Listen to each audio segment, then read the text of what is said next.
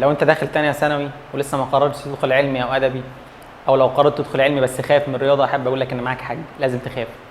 الرياضه ماده تبادليه، بمعنى انك لازم تديها عشان تديك، لازم تديها وقت ومجهود وتركيز عشان تديك، لازم تبقى ممتاز فيها.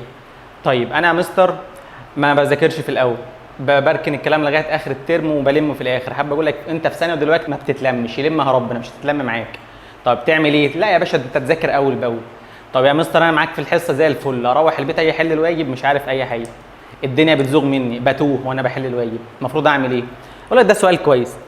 انت لازم تبقى فاهم معايا في الحصه كويس. هتروح البيت الكلام اللي انت اتشرح لك في الحصه هتذاكره بايدك بورقه وقلم. يعني تمسك كده ورقه وتمسك قلم وتكتب المساله وتكتب حلها، ما تركنش وما تركنش الحال تاني يوم او ثالث يوم، وتحل الواجب اول باول. واحده واحده هتلاقي ترتيب الخطوات وترتيب المسائل اترتب في دماغك وبقيت زي الفل فيه. طيب انا مستر خلاص انا قررت ادخل علم بس خايف من الرياضه. اقول لك يا باشا ما تخافش. طب انا سامع من الاستاتيكا صعبه، لا ما تسمعش من حد، انا مستر محمود فرج وتعالى اشرح لك اول درس استاتيكا.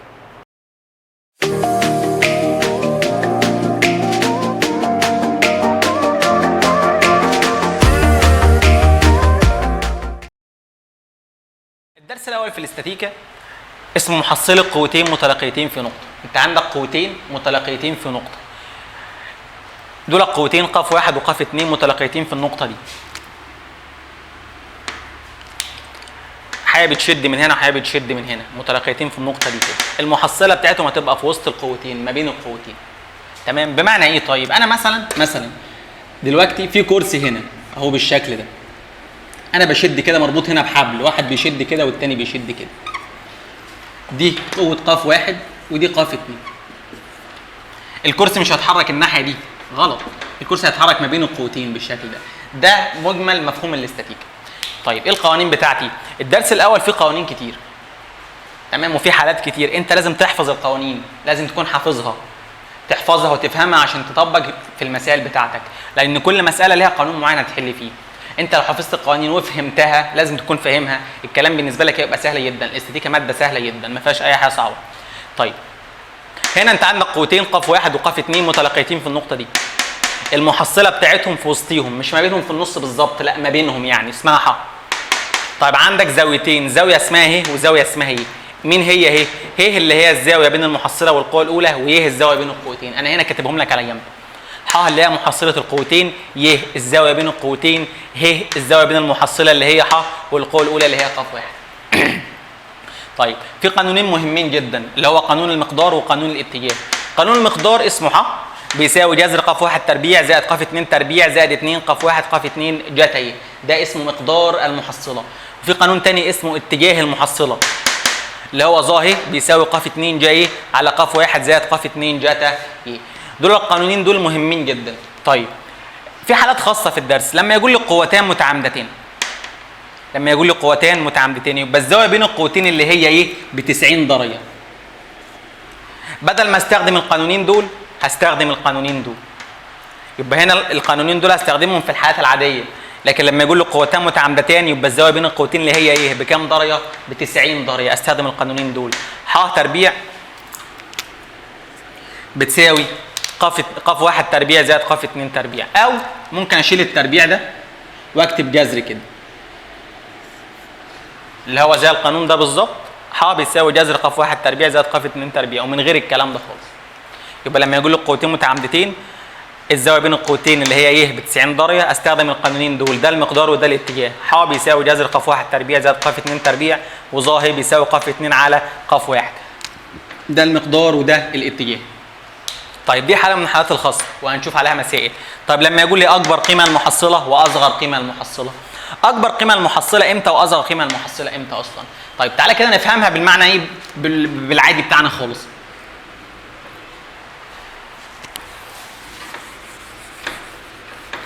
لما يكون في عربيه واقفه في الشارع عطلانه بالشكل ده، الراجل هيقف، لو سمحت يا استاذ تعالى يا مصطفى، تعالى مش عارف يمين، تعالى زج معايا العربيه دي، تعالى زيح معايا العربيه دي. انا مثلا هزيح كده قوتي مثلا 5، واحد تاني هيزيح معايا كده قوته مثلا 4، فالعربيه مش هتتحرك بقوتي انا بس ولا قوته هو بس، بقوتنا احنا الاثنين. هجمع القوتين دول 5 و4 9، فالمحصله بتاعت القوتين دلوقتي بقت كام؟ بقت 9. يبقى امتى اكبر قيمه المحصله؟ لما يكون هما الاثنين في نفس الاتجاه، هما الاثنين في نفس الاتجاه بالشكل ده. طيب هما الاثنين في نفس الاتجاه، يعني مثلا ادي القوتين دلوقتي هما الاثنين في نفس الاتجاه كده، مفيش زاويه ما بينهم، الزاويه ما بينهم تبقى بصفر. يبقى امتى اكبر قيمه المحصله؟ لما يكون هما الاثنين في نفس الاتجاه ومفيش زاويه ما في وسطيهم، يعني الزاويه اللي في وسطيهم بكام دلوقتي؟ بصفر. طب امتى اصغر قيمه المحصله؟ لما يكون الاثنين في عكس الاتجاه بالشكل ده. الزاويه بين القوتين دلوقتي 180 درجه. زي ايه طيب؟ زي لعبه شد الحبل. شد الحبل بالشكل ده، في واحد بيشد الحبل من هنا قوته 5، واحد بيشد من هنا قوته 4. في الحالتين دول بص الزاويه بين القوتين دي كلها كده 180 درجه. هما الاثنين في عكس الاتجاه. المحصله دلوقتي هطرح القوتين من بعض، 5 ناقص 4 بيساوي 1. يبقى اكبر قيمه المحصله لما بجمع القوتين ويكون هما الاثنين في نفس الاتجاه. اصغر قيمه المحصله لما بطرح القوتين ويكون هما الاثنين في عكس الاتجاه بالشكل ده. ادي اكبر قيمه المحصله، ح بيساوي ق 1 زائد ق 2 ويه بتساوي 0. اصغر قيمه المحصله لما يبقى ح بتساوي ق 1 ناقص ق 2 ويه اللي هي الزاويه اللي ما بينهم بكام؟ ب 180 درجه. يعني لما يقول لي اكبر قيمه او اصغر قيمه ما بحلش بالقوانين دي ولا القوانين دي، بحل بدول.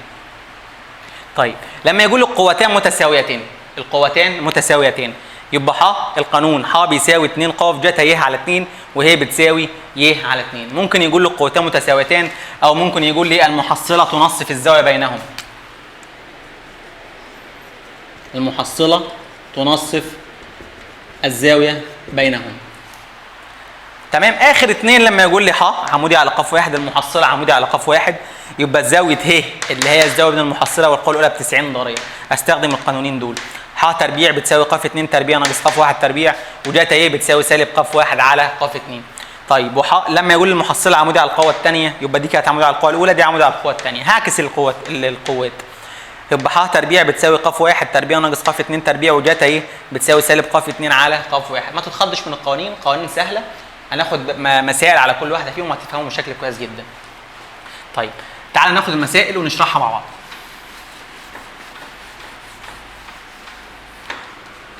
هنا مثال واحد بيقول لي قوتان مقدارهما 5 و3، يبقى القوه الاولى ب5 القوه الثانيه ب3. انا ممكن اكتب كده ادي ق 1 بتساوي 5 ق 2 بتساوي 3. نيوتن دي وحده من وحدات قياس القوه. وحدات قياس القوه انت عندك النيوتن والداين والثقل كيلو جرام والثقل جرام. في علاقه بينهم مش مهمه ليك دلوقتي، بس انت خليك اعرفهم بس ايه للعلم بس. ادي قوتان مقدارهما 5 و3 نيوتن تؤثران في نقطه ماديه والزاويه بين اتجاهيهما. الزاويه بين القوتين، الزاويه بين القوتين انا لسه قايلها من شويه اسمها ي. يبقى في زاويه اسمها ي والزاويه اسمها ي. ي اللي هي الزاويه بين القوتين. طيب فادي ي دلوقتي بكام؟ ب 60 درجه. عاوز مقدار واتجاه المحصله. مقدار المحصله اللي هو اسمه ح، اتجاه المحصله اللي هو ه. طيب هنا استخدم دي انهي حاله واستخدم لها انهي قوانين؟ هنا استخدم لها القوانين دي عشان ما يجيليش لا قوتين متعامدتين ولا اكبر قيمه ولا اصغر قيمه ولا متساويتين ولا اي حاجه من الحالات الخاصه اللي تحت، فانا احل بالقوانين دول. تعود مباشر. طيب يا مستر ارسم ده كده عادي، ممكن ترسم في الدرس الاول. في مسائل لازم ترسمها وفي مسائل مش مهمه لو ما رسمتهاش. طب تعال نرسم كده ونتعلم نرسم عشان يفيدنا بعدين. هنا ادي ق 1 ب5 ق 2 ب3. الزاويه بين القوتين اللي هي ايه؟ الزاويه دي كلها كده ب 60 درجه. المحصله تبقى في وسطيهم بالشكل ده. هو عاوز مقدار المحصله اللي هو ح وعايز الزاويه بين المحصله والقوه الاولى اللي هي اسمها اتجاه المحصله. تعود مباشر، اكتب القانون واعوض فيه. هنا ح بيساوي جذر ق 1 تربيع زائد ق 2 تربيع زائد 2 ق 1 ق 2 جتا ي. ح بتساوي تعود مباشر ق 1 تربيع تبقى 5 تربيع ق 2 تربيع تبقى 3 تربيع زائد 2 في ق 1 اللي هي ب5 ق 2 اللي هي ب3 جتا ي. ي بكام درجه دلوقتي؟ ب 60 درجه. ارص دي على الاله هتطلع معايا ب7. يبقى ح بيساوي 7 نيوتن. ده اسمه مقدار المحصله. يبقى القانون ده دلوقتي اسمه مقدار المحصله. ده المقدار. طيب في قانون تاني اسمه اتجاه المحصله اللي هو القانون ده. ارصه برضو كده ادي ظاهر بتساوي ق 2 جاي على قاف 1 زائد قاف 2 جتا ي. تعويض مباشر برضو. ده بيساوي قاف 2 اللي هي ب3 جا ي اللي هي الزاويه اللي ما بينهم اللي هي ب60 درجه على قاف 1 اللي هي ب5 زائد 3 جتا 60. ارص دي على الاله هتديني 3 يزر 3 على 13. ادي ظاهر بيساوي 3 جذر 3 على 13. ده ظاهر انت لسه ما جبتش الهي. لما تبقى عايز الهي هتدوس شيفت على الاله. طب شيفت ايه؟ دي ظا يبقى دوس شيفت ساين شيفت تان. طب دي لو مثلا لو جاي يبقى شيفت ساين، لو جات شيفت كوزاين، لكن دي ظا يبقى انا هدوس على الاله شيفت تان.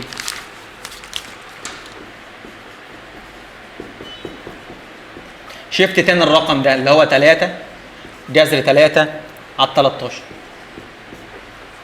هتطلع لي الزاويه ادوس كوما هتطلع ب 21 درجه. ادي اهي هتساوي 21 درجه و47 دقيقه.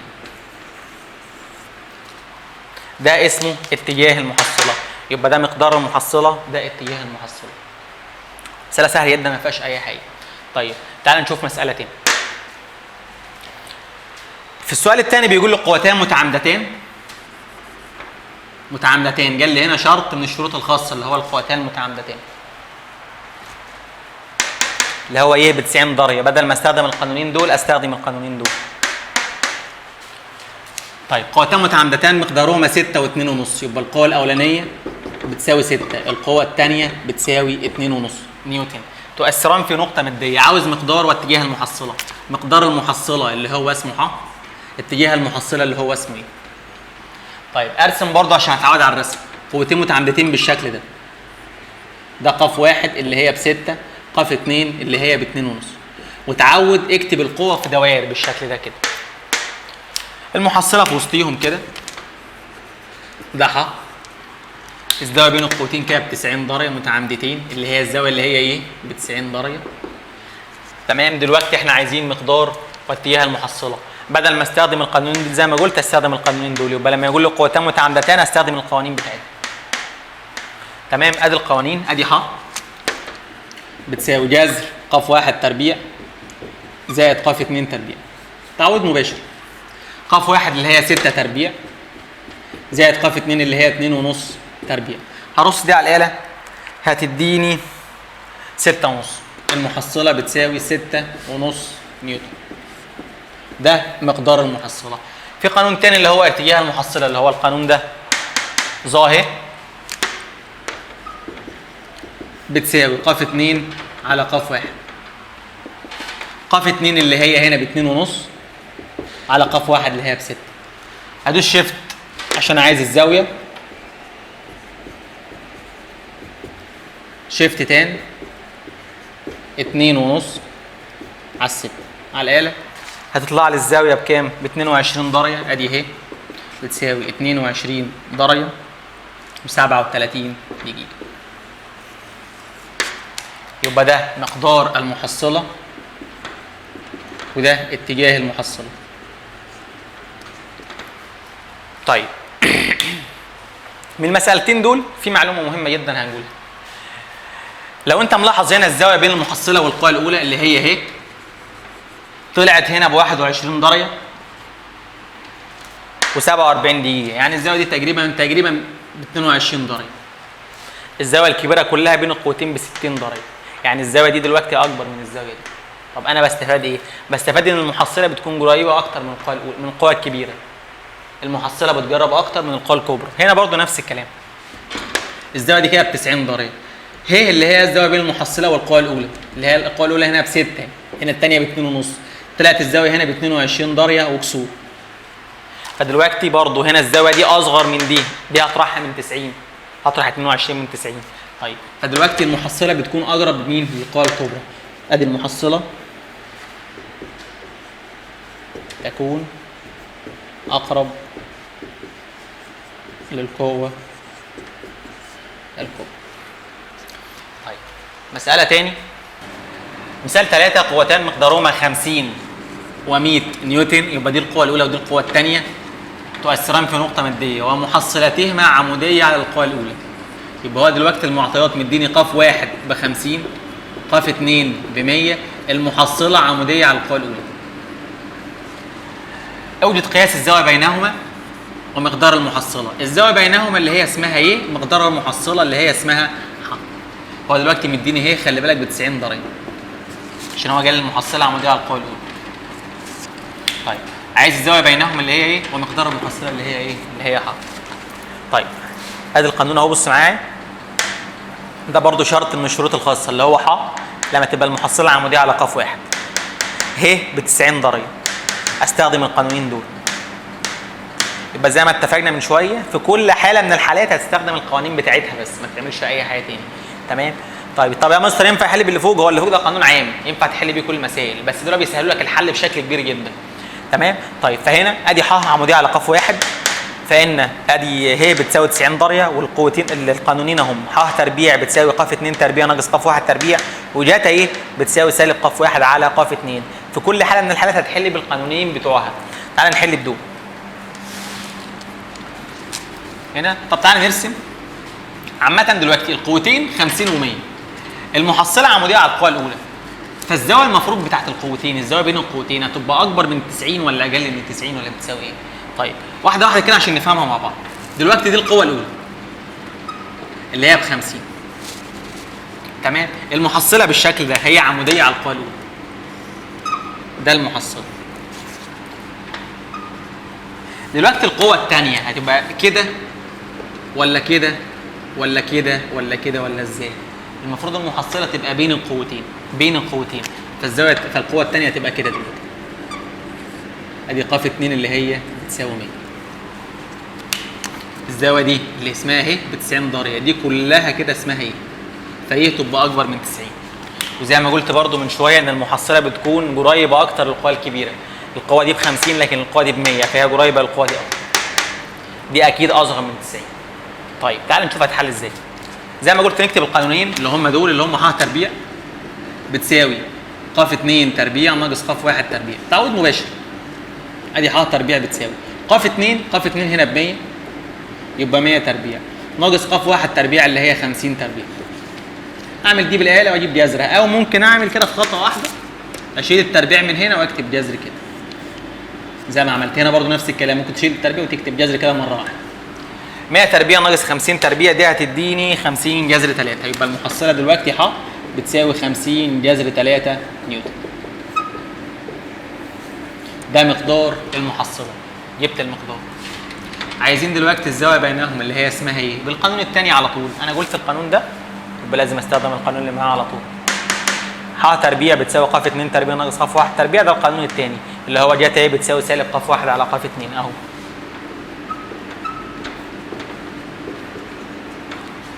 تعويض مباشر برضه. سالب ق 1 فين ق 1 اللي هي هنا ب 50 على ق 2 اللي هي ب 100. دي فيها سالب 1 على 2. انا عايز الزاويه. لما اكون عايز الزاويه ادوس على الاله شيفت. طيب دي جاتا يبقى شيفت كوزاين. شيفت كوزاين سالب 1 على 2. ايه الزاويه اللي جيتها بتاعتها بسالب 1 على 2 هتديني الزاويه ب 120 درجه. يبقى دلوقتي المحصله 50 جذر 3 ي اللي هي الزاويه بينهما ب 120 ايه؟ 120 درجه. الزاويه دي ب 90 دي ب 30. ادي المحصله قريبه اكتر للقوى الكبيره. كده المساله دي خلصت. لو انت متابع ادي المسائل كلها قوانين وبتتحل تعويض مباشر. انا بس اعرف المسألة دي هتحل بأنهي قانون وخلاص مش هعمل أي حاجة تاني. طيب مسألة تاني. مثال 4 بيقول لي هنا قوتان تؤثران في نقطة مادية فإذا كانت أكبر قيمة للمحصلة ب 32. قلنا من شوية أكبر قيمة للمحصلة إمتى؟ لما يكون هما الاثنين في نفس الاتجاه، لما بجمع القوتين. وكانت فين هي؟ وكانت أصغر قيمة دي أصغر قيمة للمحصلة 12. يبقى هو دلوقتي مديني أكبر قيمة للمحصلة وأصغر قيمة للمحصلة بيساوي كام؟ 12. أكبر قيمة إمتى؟ لما بجمع القوتين. أصغر قيمة إمتى؟ لما بطرح القوتين. القوانين أهي. أكبر قيمة المحصلة أصغر قيمة المحصلة. أكبر قيمة لما بجمع القوتين أصغر قيمة لما بطرح القوتين. تعال نكمل. تمام؟ هو عاوز مقدار القوتين، عايز قاف واحد وقاف اتنين بكام؟ ثم اوجد مقدار محصلتهما اذا كان قياس الزاويه بين القوتين 60 درجه. سيبك من الجزئيه الاخيره دي، تعال نجيب في الاول لغايه جاب لي ثم دي لغايه هنا، ثم اوجد دي كانها مساله تاني. طيب هنا قوتان تؤثران في نقطه ماديه، بيقول لي اكبر قيمه المحصله، اكبر قيمه المحصله بتساوي 32. جينا من شويه امتى اكبر قيمه لما بجمع القوتين؟ ادي قاف واحد زائد قاف اتنين بتساوي 32. امتى اصغر قيمه؟ لما اطرح القوتين هتبقى قاف واحد ناقص قاف اتنين، دي بتساوي 12. يبقى دي كانت اكبر قيمه، دي كان كده ايه اصغر قيمه. دلوقتي انت كتبت معادلتين قدامك، تمام، معادلتين فيها مجهولين. المعادله اللي فيها مجهولين دي لو معادله واحده فيها مجهولين مش هتنفع تتحل، لازم تحل مع معادله ثانيه زيها، فالمعادلتين دول فيهم نفس المجهولين، تمام، فانت بتعمل دول بيتحلوا بالحذف والتعويض. قاف واحد وقاف واحد يبقى هنا 2 قاف واحد، قاف 2 هتروح مع سالب قاف 2 بتساوي 32 و12 تبقى 4 وكام؟ و40. المعادله دي كده فيها مجهول واحد بس اللي انا عملتها في الاخر، لكن هنا كان فيها قاف واحد وقاف 2 كان فيها كام مجهول؟ فيها مجهولين. طيب انا هنا عايز قاف واحد اقسم على الاثنين وهنا وعلى الاثنين هنا، 2 دي راحت مع الاثنين دي 44 على الاثنين فيها ال 22، يبقى دلوقتي قاف واحد بكام؟ ب 22. ادي قاف واحد بتساوي 22. هعوض في اي واحده من دول عشان اجيب قاف 2. تعالى مثلا نعوض في القانون الاولاني اللي هي في المعادله رقم واحد دي. ادي قاف واحد اللي هي جبتها ب 22 زائد قاف 2 اللي انا عاوزها بتساوي 32. دي معادله فيها برضو مجهول واحد، اودي ده الناحيه الثانيه كده بعكس الاشاره، هيبقى قاف 2 هتساوي 32 ناقص 12. 32 ناقص 12 ناقص قصدي 22 هيديك 10. يبقى الوقت ادي قاف 2 بتساوي كام؟ بتساوي 10. يبقى قاف واحد جبتها ب 22 وقاف 2 بكام دلوقتي؟ يبقى 10. اديك جبت القوتين. ثم اوجد مقدار محصلتهما اذا كان قياس الزاويه بين القوتين 60 درجه. دلوقتي احنا عايزين الزاويه بين القوتين. عاوز مقدار المحصله اذا كان قياس الزاويه بين القوتين 60 درجه. طيب هو دلوقتي في ما بينهم كام زاويه المفروض؟ بص كده معايا، ركز معايا في المعلومه دي عشان دي معلومه كويسه جدا. دلوقتي وفي متاح موجود معاك كام محصله؟ احنا لسه قلنا من شويه في اكبر قيمه وفي اصغر قيمه. اصغر قيمه اللي هي دي 12، اكبر قيمه اللي هي 32.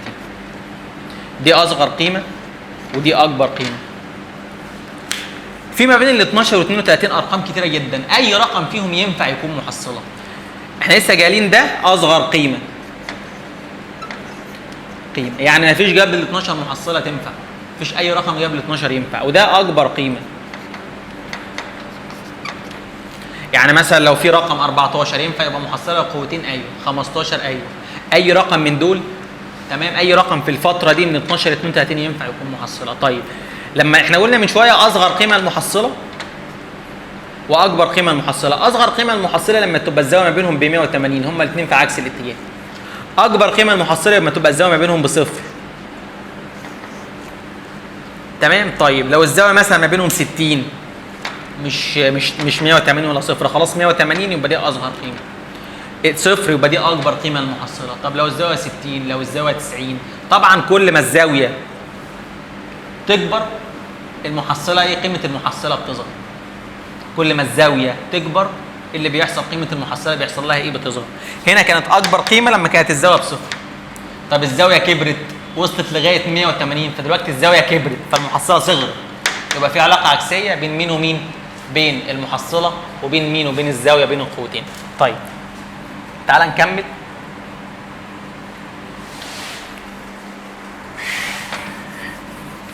نكمل المساله. هنا عايز مقدار المحصله بتاعت القوتين دول اللي انت جبتهم لما تبقى الزاويه اللي ما بينهم بكام درجه؟ ب 60 درجه. الزاويه دي اللي هي ايه؟ طيب هستخدم انهي حاله من القوانين؟ بص كده معايا، هو ما جاليش ولا واحد من دول، بس لسه جال لي اكبر قيمه واصغر قيمه. ما انا دي استخدمتها عشان اجيب قاف واحد وقاف 2. طب خلاص جبت قاف واحد وقاف 2، كملت المساله عادي. بيقول لك انت دلوقتي معاك القوتين ومعاك الزاويه اللي بينهم، هات المحصله. يبقى انا استخدم القانون الاولاني اللي هو العادي خالص، اللي هو ده. عندك قاف واحد وقاف 2 وعندك الزاويه اللي بينهم اللي هي اسمها ايه؟ تعويض مباشر في القانون ده هيطلع لك قيمه المحصله. طيب تعالى نحلها. هنا ادي ح بتساوي جذر قاف واحد تربيع زائد ق 2 تربيع زائد 2 ق 1 ق 2 جت اهي. ق 1 تربيع لسه جايبها ب 22 يبقى 22 تربيع. ق 2 تربيع تبقى 10 تربيع زائد 2 ق 1 هيبقى 2 في 22 في 10 جت اهي. ايه اللي هي الزاويه اللي ما بينهم؟ فين هي الزاويه اللي ما بينهم؟ اللي هي 60 درجه. ترص دي على الاله الحاسبه هتديك المحصله في الاخر ب 2 جذر 201 نيوتن او ثقل كيلو جرام على حسب ما هو مديها لك.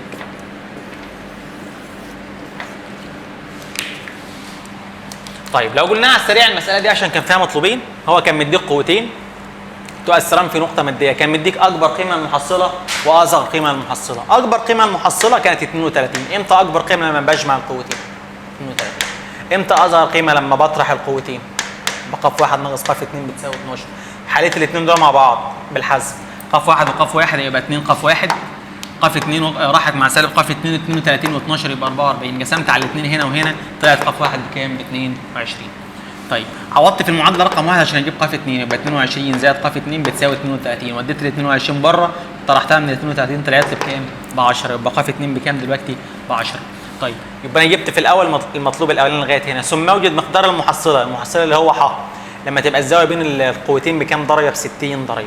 عوضت في القانون الاول تعويض مباشر طلعت معايا المساله.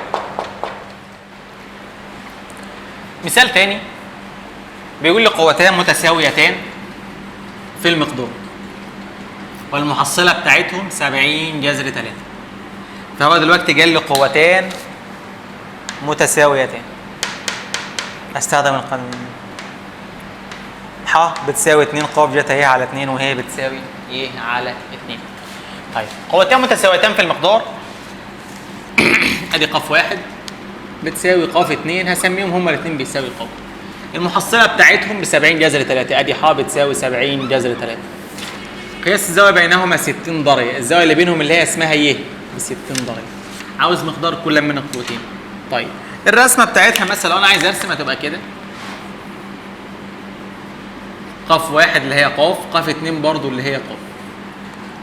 المحصله في النص بالظبط لما يبقى متساويتين. في المسائل اللي فاتت كانت القوه الكبيره المحصله بتميل ناحيتها اكتر. هنا القوتين جد بعض بالظبط فهتبقى الزاويه دي جد الزاويه دي. طب الزاويه اللي بينهم ب 60 تبقى دي ب 30 وتبقى دي ب 30. عاوز مقدار كل من القوتين هو عايز ق فوق. هستخدم القانون ده بتاعه. ح بتساوي 2 ق جتا ايه على 2. قوتين متساويتين ده القانون بتاعنا. ممكن يقول له قوتين متساويتين او ممكن يقول المحصله تنصف الزاويه بينهم. استخدم ح بتساوي 2 ق جتا ايه على 2 ادي ح. تعاون مباشر برضه. الفكره في الاستاتيكا او الفكره عامه في الدرس لغايه دلوقتي القانون اعرف بس المساله تحل بأنهي قانون. عرفت خلاص اتحلت. 2 ق جتا ايه على 2 ادي ح بتساوي 2 ق اللي انا عاوزها اصلا. ح اصلا هو مديها لي اللي هي ب 70 جذر 3 يبقى دي ب 70 جذر 3 بتساوي 2 ق انا عاوزها جتا ايه على 2 ايه اللي هي ب 60 على 2 فيها 30. تمام؟ طيب لو هي مثلا لو انت تكتب 60 على 2 كده ما ينفعش تقول الاثنين دي تروح مع دي غلط. الاثنين دي بتاعت الجاتا مالكش دعوه بيها. فهنا جاتا 60 على 2 فيها 30. طيب نكمل 70 جذر 3 بتساوي 2 ق جاتا 30 اللي هي بجذر 3 على 2. هنا بقى ينفع تقول الاثنين دي تروح مع الاثنين دي عادي لكن في الاول لا. ادي 70 جذر 3 بتساوي فاضل لك هنا ق في جذر 3. جذر 3 دي هتروح مع جذر 3 دي يبقى دلوقتي فاضل لك القاف هتساوي كام؟ ادي القاف هتساوي 70. هو كان عايز مقدار القوتين، القوتين اصلا ادي قاف 1 هتبقى ب 70 وقاف 2 هتبقى برضو بكام؟ ب 70. مسألة تاني قوتان مقدارهما 6 وقاف ثقل كيلو جرام تؤثران في نقطة مادية وقياس الزاوية بينهما اللي هي اسمها ايه؟ ي صح 135. اوجد مقدار المحصلة. إذا كان خط عمل المحصلة يميل بزاوية 45 على القوة ق. طيب يبقى دلوقتي المعطيات اللي عندي ق 1 بتساوي 6 ق 2 هتساوي ق. قياس الزاوية بينهما 135. الزاوية بينهما اللي هي اسمها ايه؟ 135 درجة. عاوز مقدار المحصلة يعني عايز ح بكام؟ اذا كان خط عمل محصله يميل بزاويه 45. ايه الزاويه ال 45 دي؟ هي دي ولا ايه؟ انا مش عارف. طب في المساله دي لازم اعمل ايه؟ لازم ارسم عشان افهم. طيب هرسم الرسمه كده اهو. الزاويه بينهما 135 فلازم ارسم زاويه منفريه. دي قاف واحد اللي هي ب6، دي قاف 2 اللي هي قاف. المحصله ما بينهم اللي هي مثلا كده مجازا كده دلوقتي دي ح اللي هي المحصله. هو بيقول لي المحصله اذا كان خط عمل محصله يميل بزاويه 45 على القوه ايه؟ على القوه ق. يعني خط عمل محصله اللي هو ح اللي هو ده كده يميل بزاويه 45، تبقى الزاويه دي كده 45 على القوه ق. طيب ما هو اصلا يا مستر مديني الزاويه كلها ما بين القوتين ب 135. انا عاوز الزاويه بين المحصله والقوه الاولى، عايز الزاويه دي بكام؟ فانا هنا هعمل ايه؟ اطرح ال 45 من 135 اللي هي زاويه ه اللي هي الزاويه بين المحصله والقوه الاولى. ادي ه هتساوي 135 ناقص 45 هتديني 90 درجه. يبقى زاويه ه بكام درجه دلوقتي؟ ب 90 درجه. يبقى انا دلوقتي عرفت ان المحصله عموديه على القوه الاولى عشان الزاويه ه بكام درجه؟ ب 90 درجه. اظبط رسمه المساله دي كده.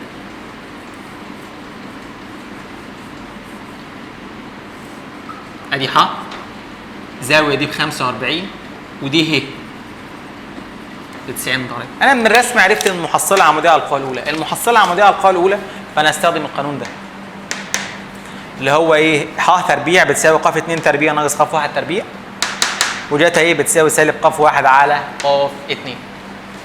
طيب تعال نشوف هتحل ازاي. نكتب القانون برضو ونعوض تعويض مباشر.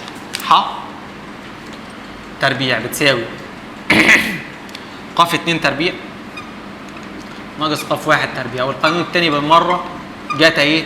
بتساوي سالب ق 1 على ق 2. هاجي اعوض في القانون الاولاني اللي هو ده. انا ما عنديش ح، انت تبقى انا رخم. انا ما عنديش ح، تمام؟ ده مجهول. عندي القوه الاولانيه، عندي القاف واحد دي معطى اهو مديهولي، بس انا ما عنديش القوه الثانيه، فانا لا عندي دي ولا عندي دي. فالمعادله دي فيها كام مجهول دلوقتي؟ مجهولين، مش هينفع تتحل. خش في القانون اللي بعديه اللي هو ده. جت اهي بتساوي سالب ق 1 على ق 2. ق 1 اللي هي ب6 يبقى سالب 6 على ق 2 اللي هي كده ايه؟ ق. طيب جه اصلا ب 135، جاتها 135 فدي هتبقى جاتها 135. تمام؟ جاتها 135 بتساوي سالب 6 على مين؟ على ق. فاضرب مقص. انا عايز ق هتساوي 1 في سالب 6 يبقى بسالب 6 على جاتا 135. هتبقى ق دي بكام؟ ب6 يزر 2. يبقى ق بكام دلوقتي؟ ب6 يزر 2. يبقى انا دلوقتي عندي ايه؟ وعندي القوة الثانية، ما دي كأنها دلوقتي ق 2، وعندي القوة الأولانية. هقعد في القانون ده. ح تربيع انا عاوز ح بتساوي ق 2 تربيع اللي هي ب6 يزر 2 تربيع ناقص ق 1 تربيع. ق 1 تربيع اللي هي ب6 تربيع. ممكن اشيل زي ما قلت من شويه، اشيل التربيع ده واعمل جذر كده